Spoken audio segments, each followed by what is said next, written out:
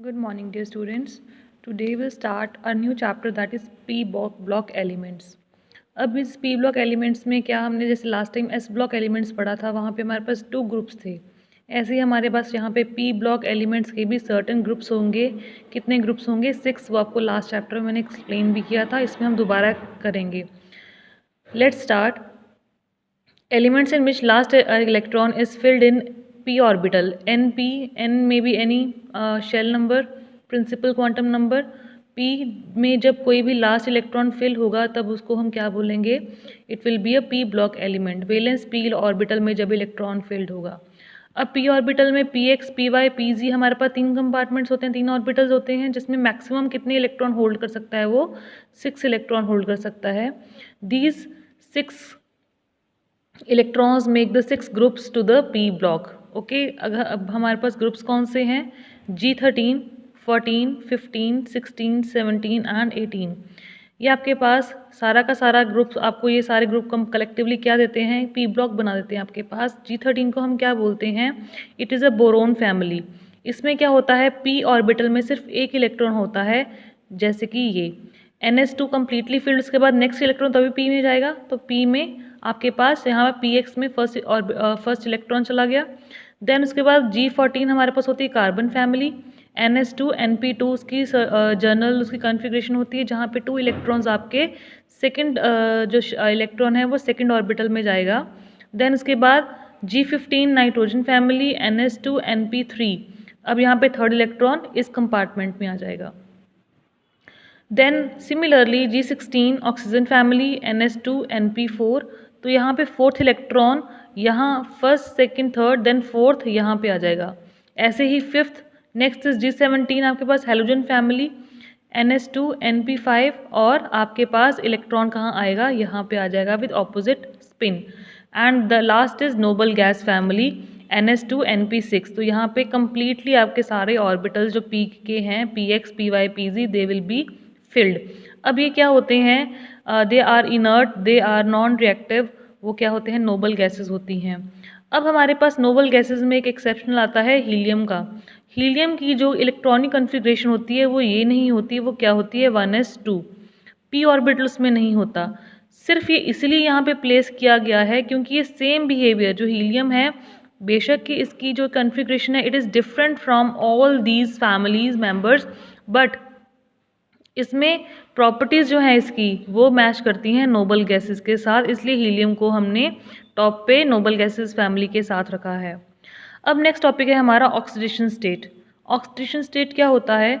It is a charge present on the atom when all the attach atoms are remove. जब सारे attach atom एक atom के साथ जैसे बॉन्ड बनाता है, सपोज कार्बन के साथ हाइड्रोजन यहाँ पे अटैच है या कोई और एलिमेंट अटैच्ड है, जब सारे एटम्स को हम रिमूव कर दें, ये एक आइसोलेशन में हम इस कार्बन को लें, अगर इस एटम को लें, तो इसके ऊपर जो चार्ज रह जाएगा इसके साथ बॉन्डेड एटम को डिटैच करने के बाद, तब उसके बाद हम उसको क्या बोलेंगे? उसका ऑक्सीडेशन नंबर, वहाँ से हम कैलकुलेट कर सकते हैं. एक हमारे पास जर्नल फॉर्मूला भी होता है ऑक्सीडेशन कैलकुलेट करने का, ऑक्सीडेशन स्टेट कैलकुलेट करने का. Number of electron in s orbital plus number of electron in p orbital. अब यहाँ पे देखो, यहाँ से आप इनको टोटल करके क्या कर सकते हो? इनका एडिशन करके ऑक्सीडेशन स्टेट निकाल सकते हो. अगर हम G13 की बात करें, G13 में क्या होता है? ये s ऑर्बिटल आपके पास, इसमें कितने इलेक्ट्रॉन है? 2. p में कितने हैं? 1. तो 2 + 1 इज इक्वलेंट टू 3. देन उसके बाद यहाँ पे कितने इलेक्ट्रॉन हैं? G14 में 2 और p में भी कितने हैं? 2. तो हमारे पास कितना हो गया? +4. सिमिलरली +5 +6 +7 +8 हमारे पास, यहाँ तक देखो 2 में s में 2 इलेक्ट्रॉन है, p में 6 है हमारे पास. तो कितनी ऑक्सीडेशन स्टेट होगी? 2 + 8 दैट इज +8. तो ये उसके क्या हो गए? सारे ऑक्सीडेशन स्टेट होगी +3 +4 +5 +6 +7 +8. ये हमारी क्या है? Oxidation state. नेक्स्ट है हमारे पास इनर्ट पेयर इफेक्ट. अब इनर्ट पेयर इफेक्ट को हम डिटेल में आगे करेंगे, यहाँ पे सिंपली हम इंट्रोडक्शन पार्ट में हल्का सा ये इसको रीड करेंगे, स्टडी करेंगे. इनर्ट पेयर इफेक्ट में क्या होता है कि जो एटम होता है, कोई भी एटम होता है, it shows oxidation state by 2 unit less. Atom जो है वो अपनी ऑक्सीडेशन स्टेट शो कर सकता है 2 यूनिट लेस से, यानी कि अब यहाँ पे जो हमने ऑक्सीडेशन स्टेट निकाली थी +3 +4 +5, इनको अगर हम 2 माइनस कर दें यूनिट तो वो ऑक्सीडेशन स्टेट भी शो कर सकता है। 3 में से हमने -2 किया, हमारे पास oxidation state other oxidation state क्या आई +1। +4 में हमने 2 माइनस किया +2। +5 में 2 माइनस करो तो क्या आएगा +3 +1। 6 में से हमने 2 माइनस किया, हमारे पास +4। +4 में से अगेन 2 माइनस किया +2। 7 में से हमने माइनस किया 2 तो हमारे पास +5, अगेन -2 किया +3, अगेन -2 किया +1। यानी कि ये सारी ऑक्सीडेशन स्टेट +4 भी शो करेगा, +2 भी शो करेगा, +6 भी शो करेगा।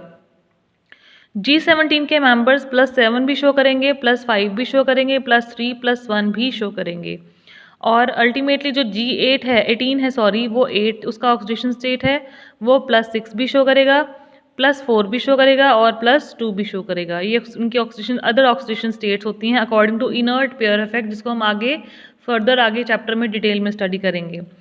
अब यहाँ पे क्या होता है, कुछ फैमिलीज होती हैं जैसे G15 nitrogen family, G16 oxygen family and this halogen family.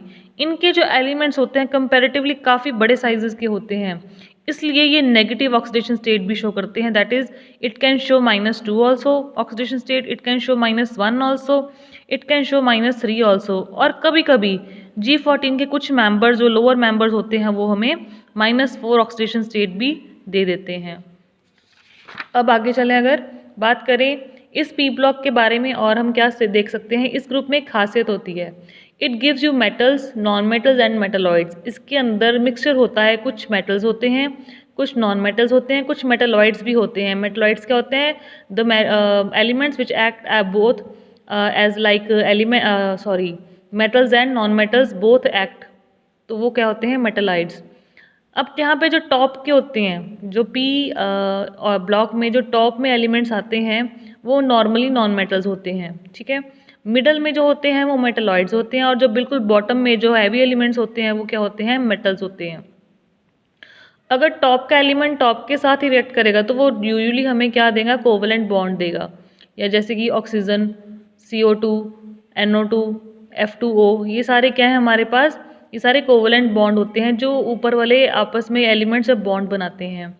अगर हम नीचे वाले मेटल्स की बात करें, अगर वो टॉप वाले एलिमेंट्स के साथ यानी कि नॉन मेटल के साथ जब मेटल की बॉन्डिंग होगी, टॉप वाले जो पी ब्लॉक के एलिमेंट्स जो नॉन मेटल्स हैं एंड बॉटम वाले एलिमेंट्स जो मेटल्स हैं, when they are combining to each other they form ionic bonds.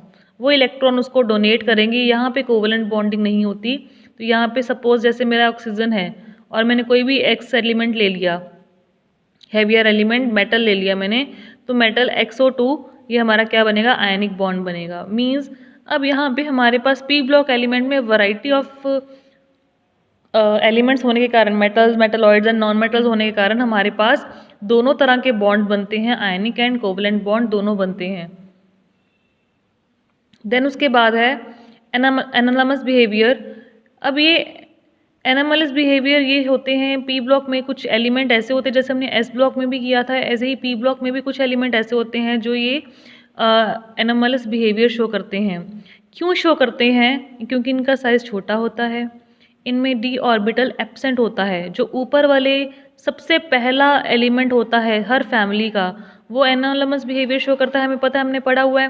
क्यों शो करता है, इस पी ब्लॉक में क्यों शो करता है, क्योंकि उसके पास जो ऊपर वाले जो पी ब्लॉक के, जैसे ही आप हमने पी ब्लॉक बनाया, ऊपर के पहले वाले जो एलिमेंट्स है ये वाले, ये G13, G14, 15, 16, 17 एंड 18, ऊपर वाले जितने भी पहले एलिमेंट्स हैं वो क्या शो करेंगे, एनामलस बिहेवियर शो करेंगे, क्योंकि उसमें डी ऑर्बिटल एब्सेंट होता है।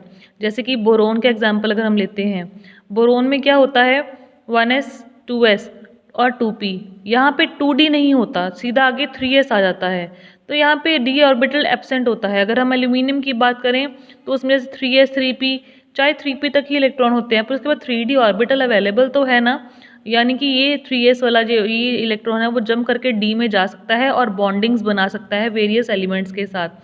क्योंकि अब ऊपर वाले एलिमेंट जितने भी हैं ग्रुप के पी ब्लॉक के, तो उनके पास डी ऑर्बिटल एब्सेंट होता है, ये इस रीज़न से वो एनामलस बिहेवियर शो करते हैं। थर्ड इज कुछ ऐसे स्मॉल एलिमेंट जैसे कार्बन, नाइट्रोजन, ऑक्सीजन है, वो पी पाई बॉन्डिंग शो करते हैं। जैसे कार्बन है हमारे पास, कार्बन sp2 हाइब्रिड अगर हम लेते हैं तो उसका एक की जो है जो मैंने ब्लैक कलर का बनाया है और यहाँ पे ब्लू का बनाया है, वो क्या है, अनहाइब्रिडाइज p ऑर्बिटल होते हैं। ये हाइब्रिडाइज्ड है सारे sp2 ठीक है, तो ये क्या है उसके अनहाइब्रिडाइज्ड।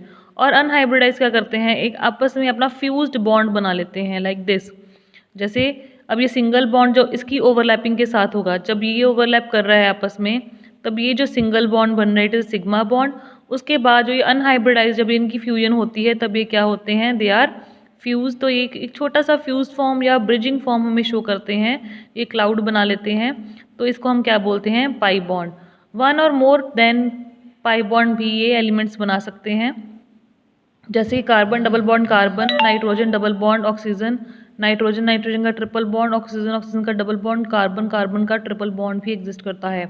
अब इसमें कार्बन डबल बॉन्ड कार्बन में क्या होता है, डबल बॉन्ड में एक सिग्मा बॉन्ड होता है। अब यहाँ पे ये सिंगल बॉन्ड जो है सिग्मा है, सेकंड बॉन्ड में क्या है वो एक सिग्मा एक पाई का है।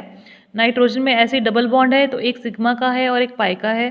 ट्रिपल बॉन्ड में एक सिग्मा है, दो पाई हैं। इधर भी डबल बॉन्ड में एक sigma and two pi. Then उसके बाद कार्बन ट्रिपल बॉन्ड, सॉरी यहाँ पे वन पाई आएगा।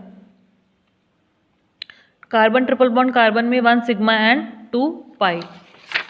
देन उसके बाद है हमारे पास हेवियर एलिमेंट जो होते हैं, जो नीचे वाले बॉटम में जो कुछ एलिमेंट्स होते हैं, कुछ बट सारे नहीं, कभी कभी डबल बॉन्ड भी बना लेते हैं कुछ एक्सेप्शनल केसेस में, डी पाई या डी पाई पी पाई की ओवरलैपिंग करके, बट ये बहुत ही रेयर केस होता है। तो ये था हमारा introduction part for the P block elements. Rest G13 हम बोरॉन फैमिली को स्टार्ट करेंगे in tomorrow's class. Okay class, thank you.